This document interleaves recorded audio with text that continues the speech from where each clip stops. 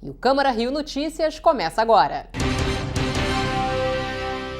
1, 2, 3, 4, 100. 100 edições do Câmara Rio Notícias. Dar visibilidade ao Poder Legislativo é fundamental. O trabalho realmente é primoroso. Espero que a gente comemore ainda os 200 e eu esteja aqui. 200 vezes no ar. Câmara Rio Notícias chega à edição 200 e se firma como canal de comunicação entre vereadores e eleitores. É muito importante para a nossa cidade a população saber do que se passa. Traz esse conteúdo, esse fortalecimento. Para transparência, para informação. Começa a contagem regressiva para a comemoração dos 15 anos da Rio TV Câmara em dezembro. Uma das novidades é a transformação tecnológica da emissora. A nossa programação está bem diversificada. Tivemos uma mudança de SD para HD. Vamos poder fazer o vivo de qualquer lugar. Breve, a Rio TV Câmara esteja num canal 24 horas. Não saia daí, a gente volta já.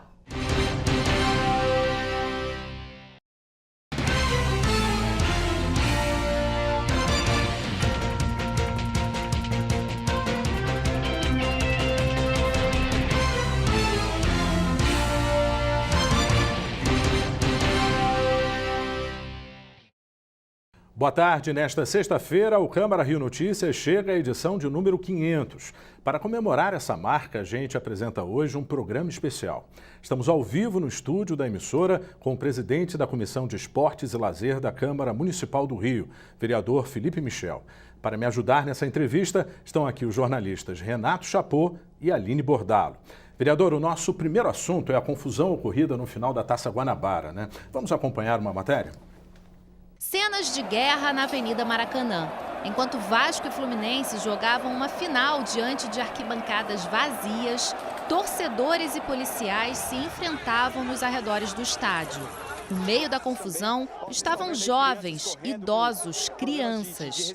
As imagens se espalharam rapidamente pelas redes sociais. Bombas e gás de pimenta foram lançados. Muita gente ficou ferida. O impasse começou às vésperas do jogo, quando o presidente do Fluminense se negou a posicionar sua torcida no setor norte.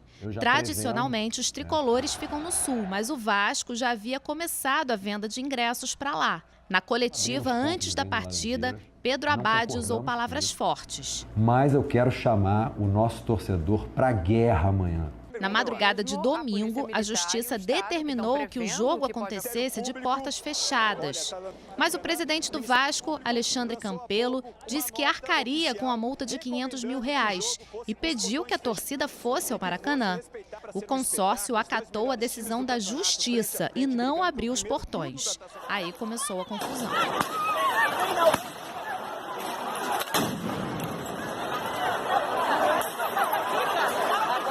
Aos 32 minutos do primeiro tempo, uma nova decisão judicial liberou a entrada dos torcedores.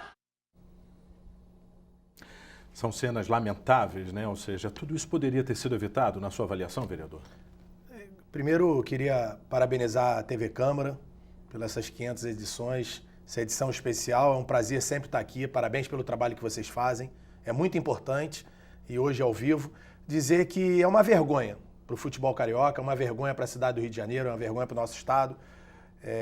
Nós somos o país do futebol e a gente manda essa imagem aí para todo mundo. Desde o domingo cedo, o presidente da Federação Carioca me procurou para eu fazer contato com o presidente da Comissão de Esporte ao secretário, fazer contato com o secretário de Esporte do estado, fazer contato com o governador, colocamos todos em comunicação. E ali a gente viu como estava a situação. O presidente do Fluminense querendo colocar em primeiro lugar a sua vaidade, o presidente do Vasco também, naquele momento, foi com razão, mas nunca é diferente desses dirigentes. Infelizmente, eles estão querendo aparecer mais do que o futebol.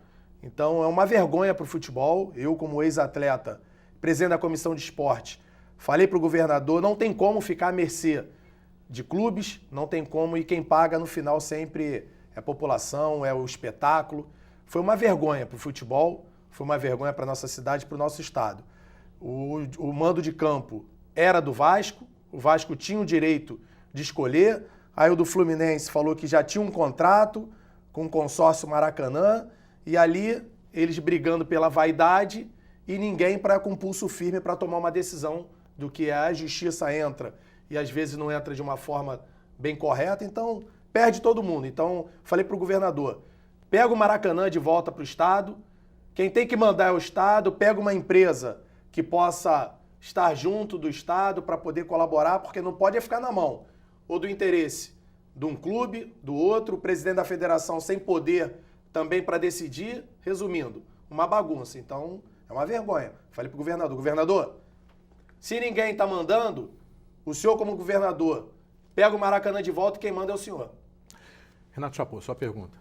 Boa tarde, vereador. Boa tarde, Boa tarde. Quem está nos assistindo agora. Eu queria começar discutindo a questão legal. O senhor acabou de falar que foi uma bagunça e ninguém sabia exatamente quem mandava. O Vasco alega que tem o direito adquirido desde os anos 50. O Fluminense diz que tem um contrato. A federação disse que desconhecia esse contrato. Afinal de contas, o que vale? É o contrato do Fluminense ou o direito adquirido do Vasco? Vamos lá. Na minha opinião, o Vasco joga desde 50. Ok. O Fluminense fez um contrato com o Maracanã. Ok. Tudo isso ok. Mas o mando de campo é do Vasco. E se tem alguém que tem o direito de escolher, isso aí é desde quando eu jogava futsal. Mando de campo é de quem? É do River, lá da Zona Norte. O River é que manda no jogo.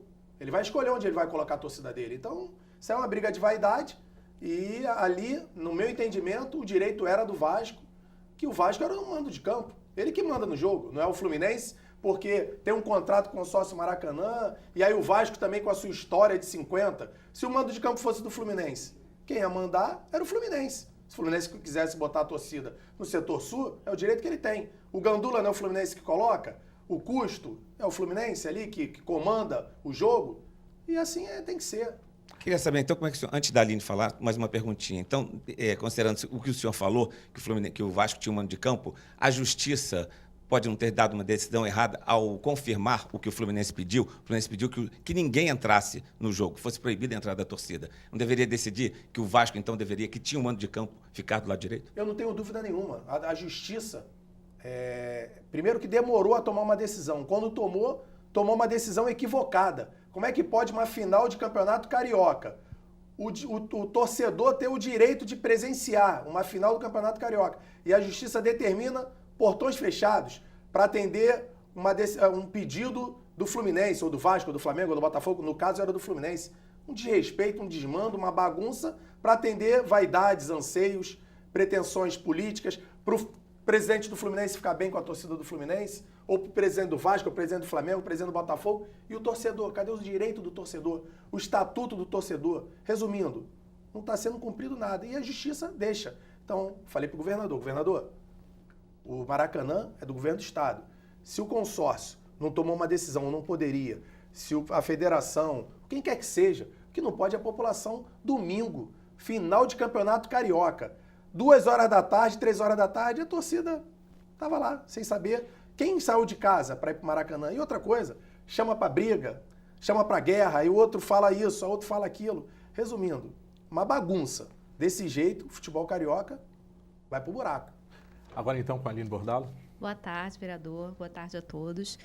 O senhor falou aí que o presidente do Fluminense queria agradar a sua própria torcida, mas a própria torcida ficou contra ele, né? Ali no Maracanã, no final, já os dois estavam xingando o presidente do Fluminense, ou seja, não foi bom para ninguém tudo isso, né? Mas a minha pergunta é a seguinte, o campeonato continua, a gente vai ter uma final de Taça Rio, uma final de campeonato.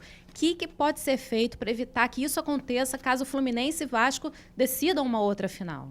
Olha, da mesma forma que o presidente da federação me procurou, eu procurei o presidente essa semana, eu estou indo lá na federação, para ver de que forma nós, como vereadores, e na verdade o Campeonato Carioca, a maioria dos jogos são aqui na capital. Então nós temos que mexer de alguma forma, trabalhar, buscar caminhos para poder colaborar. E essa semana eu estou indo na federação, porque não pode a federação não ter poder para decidir. A federação no domingo pedindo ajuda ao governador, ao secretário, ao vereador, que é presidente da comissão de esporte, para decidir o jogo. Eu nunca vi isso. Então, isso é difícil. Então, só após essa reunião com o presidente da federação, que eu vou saber o que nós podemos colaborar como vereador e presidente da comissão de esporte. Porque eu me senti inoperante no domingo de ter uma situação dessa dentro da nossa cidade e nada poder ser feito. Uma vergonha. O senhor disse que sugeriu ao governador a desprivatização do Maracanã, mas o senhor mesmo já tinha sugerido, no ano passado, numa visita que o senhor fez às instalações do Maracanã, a municipalização do estádio. O que o senhor acha que é mais viável? O que eu acho que é mais viável é ser resolvido. Quando eu falei da municipalização no ano passado, é porque o governo do estado não tinha moral e competência a mais para tomar conta do Maracanã. Zero de chance. Então, eu falei sobre a municipalização para ver se tinha alguma condição da gente estar mais próximo e colaborar com o Maracanã. Hoje, o governador Wilson Witzel chegando, um governo novo e um governo querendo combater a corrupção, um governador que gosta do esporte, gosta do futebol, está se aproximando cada vez mais. Eu falei a ele o seguinte, você está com credibilidade, então é a hora de chamar a responsabilidade. Se não foi municipalizado, temos agora um governador que tem credibilidade, está no início de mandato, então chame a responsabilidade. O que não pode é ficar na mão do consórcio, que não tem poder para decidir, da federação, que não tem poder para decidir, e o Maracanã fica lá. Resumindo, Maracanã está lá, o povo, a população, querendo assistir a final, enquanto isso, nesse meio, fica essa bagunça, esse desmando. O que eu quero é que seja resolvido melhor. É uma PPP que vai atender verdadeiramente o Estatuto do Torcedor, vai ter poder para definir a federação, porque do jeito que está, na verdade, a gente está tentando buscar uma solução. E que a justiça possa entender e colaborar para a decisão ser melhor para a população, que esse é o meu interesse maior. A verdade é que desde a Copa de 2014, o Maracanã está no meio de várias polêmicas, né? Tem a questão dos shows que eles fazem lá, acabam com o gramado. Então, assim, a gente entende, né? Eu, como torcedora, pelo menos, entendo que a administração não está boa. E o senhor acha que tem tempo hábil para resolver isso, através de uma conversa, dessa reunião que o senhor vai fazer, até o final agora do campeonato, que já está na reta final? Deixa eu falar aqui, até para concluir, até é bom para concluir a pergunta do Renato. O Maracanã, pelo que o presidente da federação me participou, o Maracanã, dos estádios que foram feitos para a Copa do Mundo, o Maracanã é o que tem o menor lucro. A maioria é 20%, 25%, Maracanã é 5%. Então, primeiro precisa rever isso aí. Então, de que forma? Por isso que eu falo, não tem como buscar uma solução sem o poder maior, que é o governador, não entrando nesse circuito, batendo na mesa, chamando o consórcio, chamando o Ministério Público, chamando o Tribunal de Justiça, chamando os clubes, quem quer que seja. O problema precisa ser resolvido. Não dá para hoje a população não ter acesso ao Maracanã, porque a população, aquele povo, aquele que ia para geral, ele não vai mais. Se ele tiver que ir, ele deixa de comer em casa. Então a população precisa ter acesso de volta. E eu volto a falar, se não municipalizou, conforme era o nosso sonho, pela falta de poder do antigo governo, de credibilidade, agora o governador precisa tomar rédea disso. Eu vou tentar fazer o máximo como presidente da Comissão de Esporte, como vereador, mas eu não sou executivo. Eu não sou prefeito, eu não sou governador. O que puder fazer para ajudar, nós vamos fazer. Vai ser triste ver, desculpa, Sérgio, mas vai ser triste ver uma final em Brasília, como foi o Fla-Flu, né? É triste ver uma final em Brasília, é triste ver o que aconteceu domingo, é triste a gente também precisa ver, ter o Engenhão, que é do município, e o Botafogo é que manda, como é que faz? Não pode ter jogo de menor porte no Engenhão? Tem que pagar o preço que o Botafogo quer? Como é que é isso? Um estádio que é do município? Já fiz um requerimento essa semana de como é que está esse contrato da prefeitura com o Engenhão, porque os jogos de menor porte, vamos levar para o Engenhão. O Engenhão é da nossa cidade. Então temos que ver isso aí. A casa precisa ter arrumada. Do jeito que está, não dá. Agora, vereador, a população tem muitas dúvidas. Nós fomos ouvir nas ruas. Vamos acompanhar essas perguntas? Os torcedores feridos no Maracanã têm direito a uma indenização? Isso aí eu não conheço de direito, mas o Estatuto do Torcedor reza isso. Todo torcedor que se sinta lesado, ele tem que buscar os seus direitos. Ainda mais uma violência, que ali o poder público está ali, e sem contar, não é só uma indenização do poder público não, do Estado não, uma indenização dos clubes envolvidos, porque os clubes são culpados disso também. Então, o clube também tem que dar uma indenização para essas pessoas. Vamos acompanhar mais uma pergunta? Você tem coragem de levar uma criança ao Maracanã depois de ver as cenas de violência? Essa cena ficou bem clara, né? Ou seja, em vários telejornais, aquela mãe com uma criança bem pequena. Ou seja, a gente sempre pensa que o esporte está ligado a uma situação de normalidade, mas acontecem situações que poderiam ter sido evitadas, né? Fica essa pergunta no ar. A pergunta é bem clara e eu vou responder de forma objetiva. Pensando na razão, sem chance. Agora, pensando na emoção, que nós torcedores somos emoção o tempo todo. E eu vou ser bem sincero. eu não consigo deixar de levar, quando eu posso, a minha família, os meus filhos, para o Maracanã. Está ficando cada vez mais complicado. Mas o torcedor, ele é emoção o tempo todo. Ele é emoção, infelizmente. Mas na razão, infelizmente, não temos como. Vamos para mais uma pergunta. O que deve ser feito para as cenas vergonhosas não acontecerem novamente? Deve ser feito, a gente fala isso o tempo todo, né? Leis mais rígidas, leis mais severas para punir esses vândalos.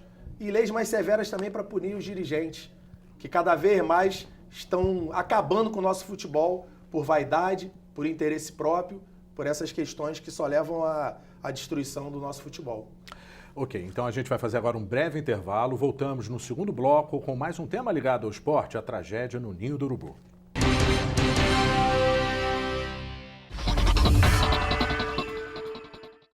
O Carnaval de 2018 deixou uma péssima recordação para os cariocas. Será que este ano vai ser diferente? O Rio TV Debate vai abordar a segurança no Carnaval de rua. Nossos convidados são o vereador professor Célio Luparelli, a inspetora Tatiana Rodrigues, da Guarda Municipal, e a promotora de Justiça Andréa Min. Não perca, aqui na Rio TV Câmara. Espero vocês. Acompanhe as sessões plenárias da Câmara Municipal do Rio de Janeiro de terça a quinta-feira, de 2 às 6 horas da tarde. Aqui os vereadores usam a tribuna para falar de temas ligados à cidade e também apresentam, discutem e aprovam projetos de lei de interesse da população carioca. Não perca as notícias do Legislativo Municipal aqui na Rio TV Câmara.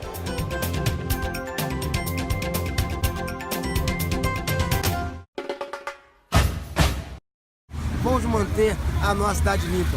Vamos espantar essa zika, vamos acabar com o mosquito da dengue. Já não aguentamos mais. São tanta população, um mosquitinho pequenininho. Valeu, rapaziada. É com meu sincero sorriso que eu peço a atenção de vocês. Limpeza total. Zika, nunca mais.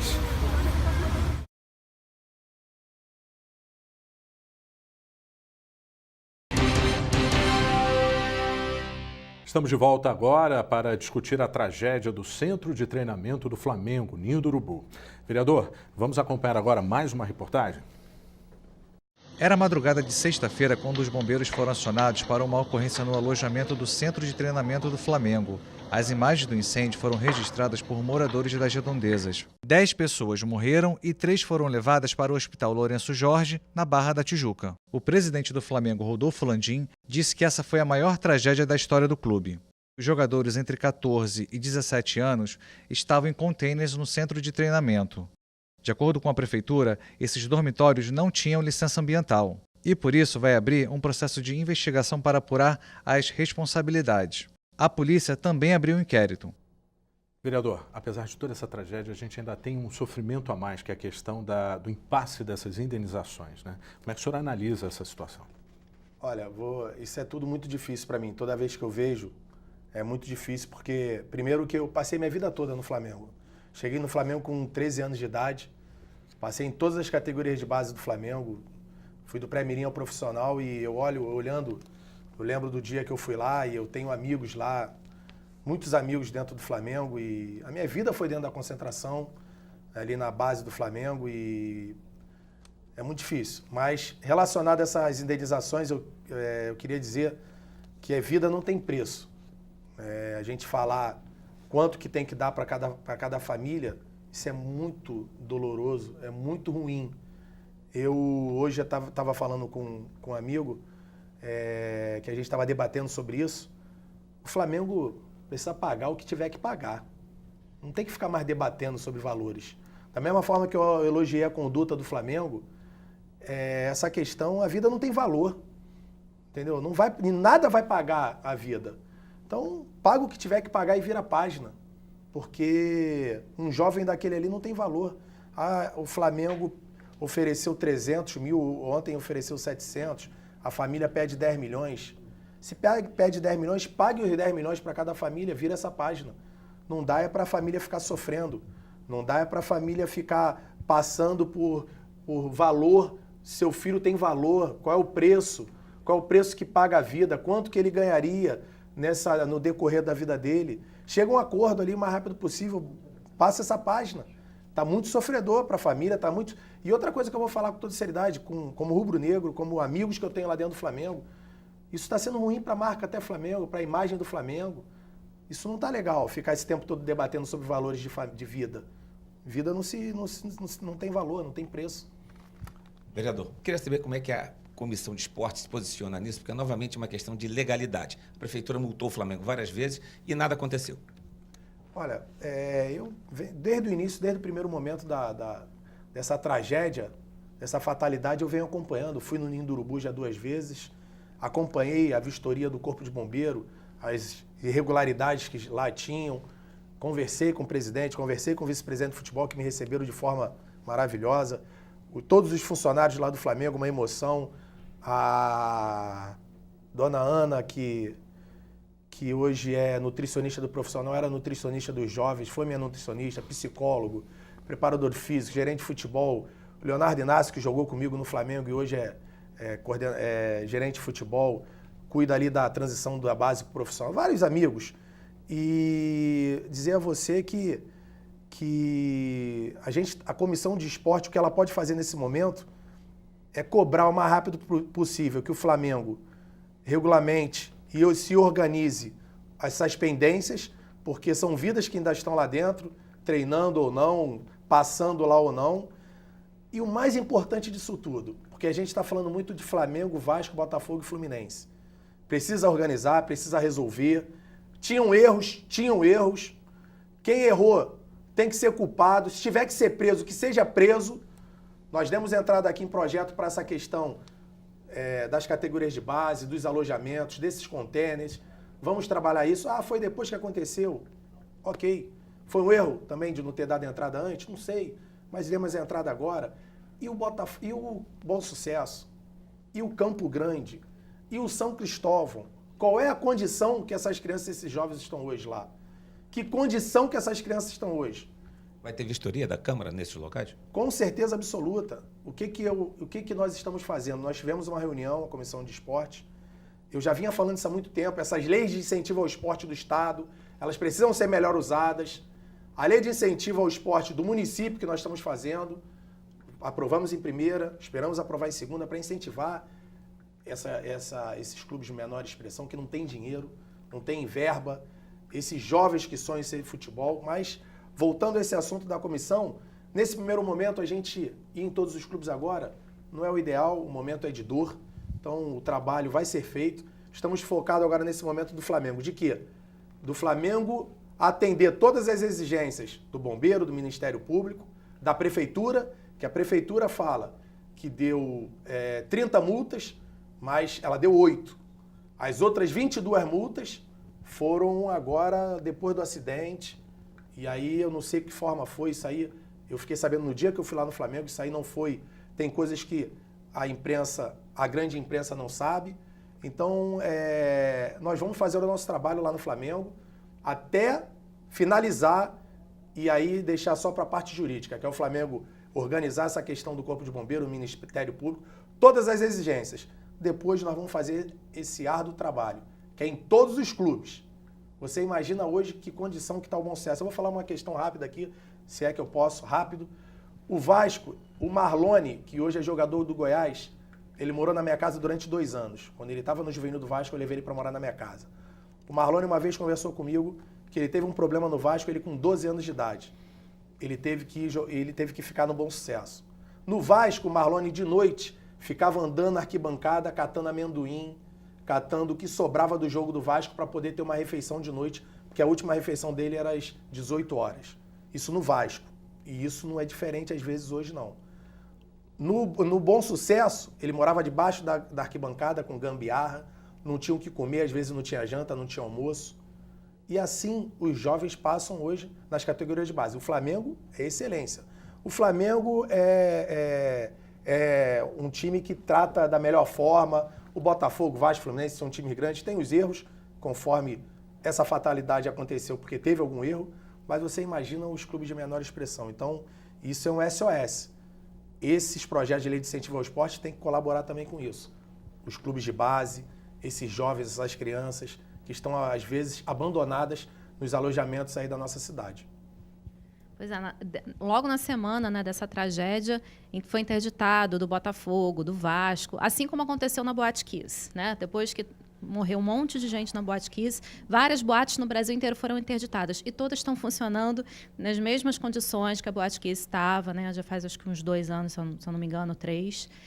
O que fazer para isso não ser só um fogo de palha? Essas decisões sejam tomadas agora e depois volte tudo como era antes. Primeiro, as leis serem cumpridas. Os clubes fazerem a sua parte.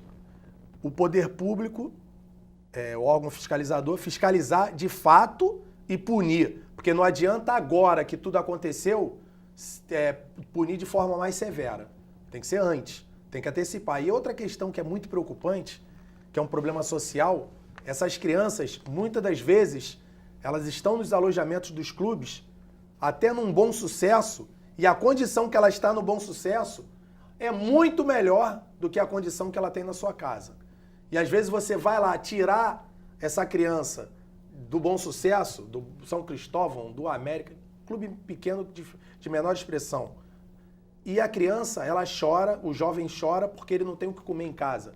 Ele não tem cama, ele não tem casa, ele dorme na rua, ele dorme numa condição desumana.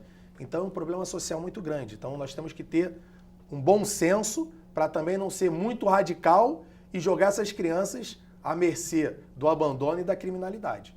O senhor disse que esteve já no Flamengo, o senhor tem amigos no Flamengo. Queria saber, depois dessa visita, de conversar com as pessoas, os dirigentes, qual é a sua opinião realmente? Até onde vai a culpa do Flamengo, se é que existe, até onde vai, a gente pode dizer que foi uma fatalidade? Olha, que foi uma fatalidade, foi uma fatalidade. Mas uma fatalidade que o erro deu margem. Teve erro. Com certeza absoluta teve erro. E o culpado, ele precisa pagar essa conta. Ele precisa, se tiver que ser preso, que seja preso. O senhor consegue avaliar qual foi o erro? Qual foi o erro? Pelo que eu acompanhei do Corpo de Bombeiro, primeiro a instalação do container, ele estava em um local, foi transferido para um outro local como se fosse uma gaiola. Então, como é que você, quando você cuida de vidas que estão ali, você tira de um lugar, joga para o outro, sem um mínimo de aprovação, sem um mínimo de estrutura, sem um mínimo, então, teve erro? Teve. É fato. Teve erro. E outra questão que eu queria deixar aqui, aproveitar que está ao vivo, dizer o seguinte: o Flamengo precisa correr para regulamentar, porque o Corpo de Bombeiro está aguardando o Flamengo, as exigências que foram feitas serem cumpridas, para o Corpo de Bombeiro voltar lá e dar o ok. Da mesma forma a Prefeitura, da mesma forma o Ministério Público, porque precisa correr, porque foram 10 vidas que se foram. Volto aqui a falar, da mesma forma que eu estou falando aqui sobre a questão da indenização, que o Flamengo não pode mais debater valores, não pode mais. As famílias não podem mais ficar à mercê de falar que a vida não esse valor, não. Para. Paga o que tiver que pagar e vira essa página, não dá mais para isso. E aquilo ali foi uma vergonha.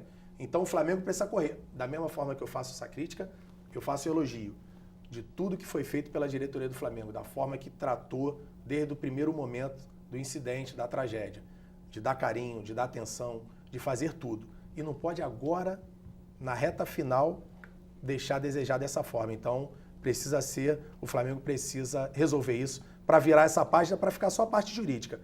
Prender ou o que tiver que ser feito para quem errou. Vereador, vamos acompanhar agora as perguntas da população? A tragédia pode afastar os investidores que não querem só a imagem ligada ao Flamengo? O senhor acabou de tocar nesse assunto, né? Ou seja, a imagem fica muito exposta numa hora dessa. Olha, vou ser bem sincero. Até essa questão da indenização, o Flamengo, com certeza absoluta, da forma que estava sendo conduzido, não ia ter problema com os investidores. Mas agora, da forma que está sendo conduzida, com a questão da indenização, começa a arranhar, e eu tenho certeza absoluta que tem investidores que podem começar, porque da forma que está sendo conduzida, da forma que está sendo passada, não está legal. O Flamengo precisa melhorar esse retorno para a população, principalmente para a sua torcida, que também não está muito satisfeita.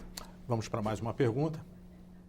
Gostaria de saber como que o Legislativo ele pode ajudar a criar um padrão nos centros de treinamento de futebol. Perfeita pergunta. Nós já demos entrada essa semana na Câmara justamente para isso. Todos os alojamentos da cidade do Rio de Janeiro terão um padrão de instalação, de acomodação. E esses containers, eles precisam ter a BITS, porque hoje o container, ele coloca lá e vai lá o bombeiro, está autorizado. Não. A partir de agora, com essa lei, com essa lei que a gente deu entrada, não só as instalações, mas como também todo aquele container que colocar, terá que ter a BITS, terá que ter todo igual qualquer empreendimento. Porque hoje não. Colocou o container lá, o bombeiro autorizou, está tudo ok. Então, com essas duas leis que nós estamos dando entrada, mas aí, volta a falar, precisamos ter o bom senso. Que a condição que está hoje, nós estamos dando 180 dias para todos os clubes se adaptarem. Mas o Bom Sucesso, do jeito, com a estrutura que tem, se der um ano, São Cristóvão, todos os clubes de menor expressão, Madureira, se você der 6 meses, não consegue. Então, é difícil, mas nós temos que trabalhar. Vereador, vamos agora mudar um pouquinho de tema, legado olímpico, né? A gente observa aí a atuação da comissão, fazendo vistorias em várias arenas, né? Como é que está a realidade agora? Então, vamos lá. Dizer que, primeiro, a TV Câmara em todo momento esteve conosco, no momento, porque às vezes a grande mídia vai só onde é mais interessante. Mas a TV Câmara em todo momento esteve conosco. Isso é uma forma muito bacana, parabenizar o trabalho da TV Câmara em relação a isso. E no primeiro dia que a gente esteve lá, eu falei, isso não é um legado, é um largado olímpico. Porque verdadeiramente lá no Parque Olímpico é um largado olímpico. Então você chega lá hoje no Parque Olímpico, não está da forma que nós gostaríamos, mas já avançou bastante. A subsecretária Patrícia Murim, de Esporte, está fazendo um trabalho muito bacana, sem dinheiro, levando o SESC, levando contrapartida. Você chega lá, já tem algo andando. E eu queria até antecipar aqui, eu ontem, conversando com o secretário de Educação do Estado, falei para ele que nós precisamos unir o esporte e educação e esporte, eles precisam caminhar juntos. Tinha um projeto lá de colocar uma escola e ele se colocou à disposição para fazer uma escola lá dentro e o jovem de alto rendimento estudar em tempo integral, estudando de manhã e praticando a sua atividade física à tarde. E outros pontos mais no golfe, continuamos lá com o trabalho social, golfe, quero golfe nas escolas municipais, todo mês crianças da Escola Municipal do Rio de Janeiro vão lá praticar o golfe, então é o retorno social que eles não tinham. O Parque Radical está funcionando, mas não da forma que ainda nós queremos. Tem muita coisa ainda pela frente. Não transformou em legado ainda, mas já saiu do largado. Gostaria que o senhor se aprofundasse mais nisso e explicar o que é o legado, o que está podendo ser usado e já está sendo usado, e o que é o largado olímpico. Largado olímpico é da forma que a gente chegou lá, primeira vez, vamos dizer, do Parque Olímpico, que não tinha nada. Não tinha nada. Era só o piso e mais nada. Hoje você chega lá, as crianças têm direito à prática do ginástica olímpica, de futsal, de tênis de mesa. A população tem direito à academia, tem uma academia hoje no Parque Olímpico lá. A população tem acesso, pode fazer a sua ginástica, tem atividades final de semana. Então, isso é um legado lá no Parque Olímpico. No Parque Radical, a gente chegou também. Eu lembro como se fosse hoje. A prefeitura correu, jogou cloro, jogou isso, jogou aquilo, fez uma confusão para ver se dava uma amenizada, mas tudo abandonado. Hoje você vai lá, ao final de semana, a população já tem acesso, tem o SESC lá dentro. Então, o golfe, quando a gente chegou, o retorno social não é cobrado, é muito simples não fazer. Cobramos, a diretoria do golfe atendeu, lá uma vez por mês as crianças vão lá jogar seu golfe, aprender de meio ambiente. Então, aos pouquinhos, num momento de crise que não tem dinheiro, nada foi construído para o legado, só pensaram nas Olimpíadas, esqueceram do legado. Então, o largado é da maneira que estava, abandonado. E não falo que já é um legado, porque ainda tem muita coisa pela frente, muito, mas já saiu dessa inércia. Eu acompanhei, tive o privilégio de acompanhar desde quando estava só o chão, né, com o senhor acompanhando lá pela TV Câmara, e realmente pude constatar essa melhora, e vocês deram uma prensa mesmo, teve até audiência pública aqui na Câmara. Queria saber quais serão as próximas ações da comissão para esse ano. Então, o foco principal é fazer com que essas arenas atinjam 100% de legado. A questão do ambiental das nossas árvores, que até hoje não foi cumprido, isso é uma questão que a gente vai cobrar, a gente precisa cobrar, isso precisa entregar para a nossa população. E a questão ali do Maracanã, que é um legado. Isso aí a gente vai ter que trabalhar mais pesado nesse ano de 2019, justamente para não passar por questões que nós estamos passando. O Maracanã, ele ter show da forma que tem, o Maracanã às vezes deixa de ser o palco do futebol e vira...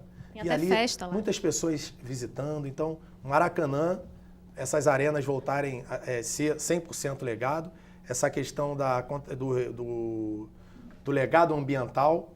E aí eu queria deixar aqui registrado a TV Câmara, aproveitar que está ao vivo, e vocês ajudarem a gente, a Lei de Incentivo ao Esporte. Nós estamos com a Lei de Incentivo ao Esporte tramitando aqui na Câmara, aprovamos em segunda, espero no período bem curto aprovar em segunda. Nossas crianças todas estão abandonadas dentro das comunidades. Nós não temos projeto esportivo dentro das comunidades, não temos, acabaram os projetos. A prefeitura alega que não tem recurso. Nossos jovens estão à mercê. No outro dia eu estava almoçando no restaurante na freguesia, quando eu saí, uma criança de 13 anos gritou, quando eu fui ele estava com a bolinha. Veio, Felipe Michel, você lembra de mim, hora do projeto ali da Cidade de Deus, uma vez você foi nos visitar, não tem mais projeto.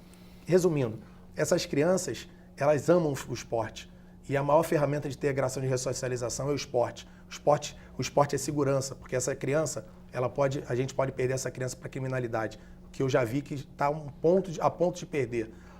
Saúde, porque a gente evita problema de saúde não só com as crianças, mas como conosco, com a terceira idade.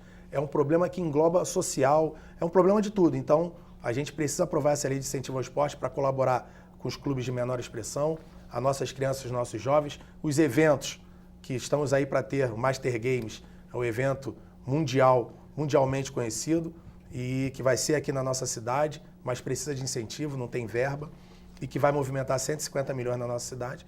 Então nós precisamos aprovar essa lei de incentivo ao esporte, porque o esporte é isso, o esporte é vida. Vereador, muito obrigado pela sua participação. E nós ficamos por aqui. Até o próximo encontro.